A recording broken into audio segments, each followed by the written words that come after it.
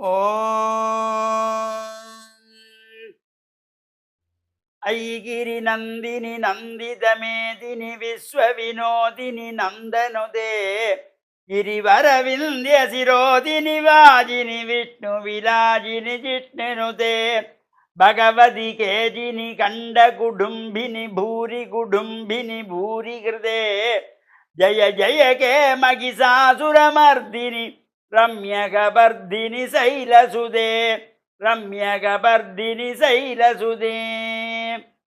ஓம் நமச்சிவாய. மேன்மைகள் சைவநீதி விளங்குக உலகமெல்லாம். நோயற்ற வாழ்வே குறைவற்ற செல்வம்.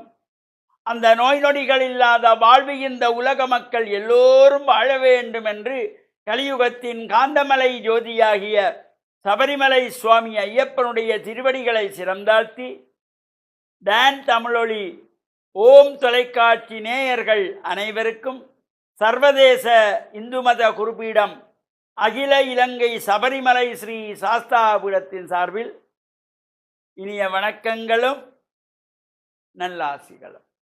இன்றும் மங்களகரமான பராபவ வருஷம் ஆனி மாதம் 14ஆம் நாள் 28/6/2026 ஞாயிற்றுக்கிழமை. இன்று மலர்ந்திருக்கின்ற இன்றைய பொழுதும் நம் எல்லோருடைய வாழ்விலும் எல்லா விதமான சிறப்புகளும் வெற்றிகளும் கிடைக்க வேண்டும் என்று இறைவனை பிரார்த்தித்து இஷ்ட தெய்வங்கள் குலதெய்வங்களையும் வழிபாடு செய்து பெற்றோர்கள் பெரியோர்களையும் எங்களுடைய அன்பையும் ஆசியையும் பெறுகின்ற பொழுது எந்த நாளுமே நமக்கு நல்ல நாளாக அமைந்துவிடும். இன்று பானுவாரம் என்கின்ற ஞாயிற்றுக்கிழமை. நாம் அதிகாலையே சூரிய நமஸ்காரம் செய்கின்ற பொழுது எல்லா விதமான சிறப்புகளும் கிடைக்கக்கூடியது.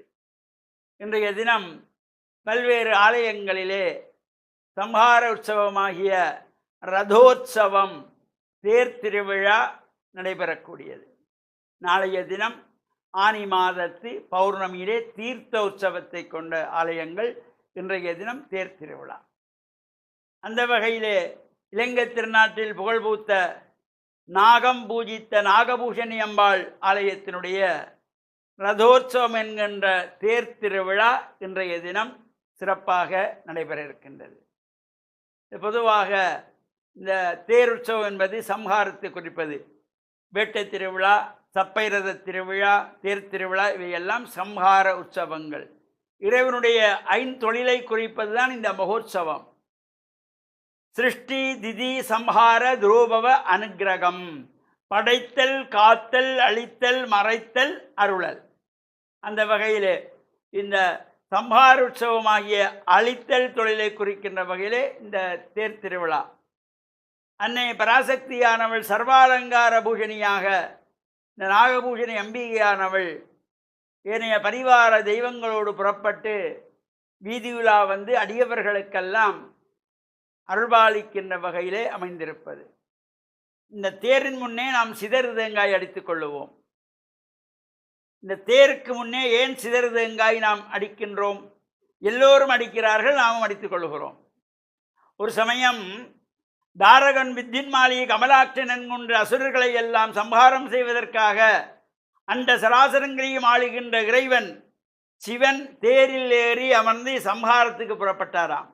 அப்பொழுது விநாயகரை நினைக்காமல் எந்த காரியமும் யாரும் செய்யக்கூடாது என்று சொன்னவர் விநாயகர் நினைக்காமல் புறப்பட்டதினாலே விநாயகர் இந்த தேரை ஓட விடாமல் செய்தாராம். அது அச்சை உடைத்தார் என்று அருணகிரிநாத சுவாமிகள் தன்னுடைய திருப்புகளாகிய கைத்தள்ள நிறைகனி அப்பமோட அவர்பொழி என்கின்ற திருப்புகளிலே சொல்லியிருப்பார்.